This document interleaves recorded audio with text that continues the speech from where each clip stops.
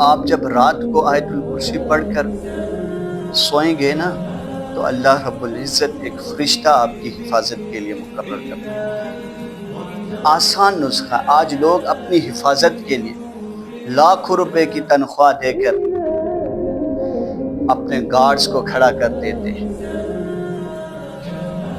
اپنی حفاظت کے لیے، لیکن رب حضور کیا فرماتے کہ جو ایک مرتبہ آیت الکرسی پڑھے گا تو کیا ہوگا؟ اللہ رب العزت اس کے لیے ایک فرشتہ مقرر فرما دیں گے جو کیا کرے گا؟ اس کی حفاظت کرے گا۔ اور نیند میں انسان کو کچھ اندازہ نہیں ہوتا، نیند جو ہے وہ موت کی طرح ہے، گویا ایک دفعہ انسان موت کی طرف چلا جاتا ہے۔ اور آپ نے سنا ہوگا کہ بعض لوگ جو راتوں کو سوتے ہیں صبح اٹھتے نہیں، تو اپنی راتوں کو، اپنی نیند کو ایسا بنا لیجئے کہ خدا نخواستہ اگر موت اسی نیند کے اندر آ جائے تو کیا ہو؟ ہمیں رب کے سامنے پیش ہونے میں کوئی شرمندگی نہ ہو۔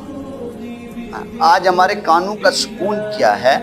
آج ہمارے کانوں کا سکون یہ ہے کہ ہم راتوں کو ہینڈ فری لگا کر، گانے لگا کر کیا ہو جاتے ہیں؟ سو جاتے ہیں۔ کبھی کبھی تو یوں ہوتا ہے پوری رات موبائل چلتا رہتا ہے۔ خدا را ان چیزوں سے بچیں، اپنے آپ کو ان چیزوں سے بچائیے، یہ نہ ہو کل رب کے سامنے جب پیشی ہو تو ہمیں شرمندگی اٹھانی پڑے۔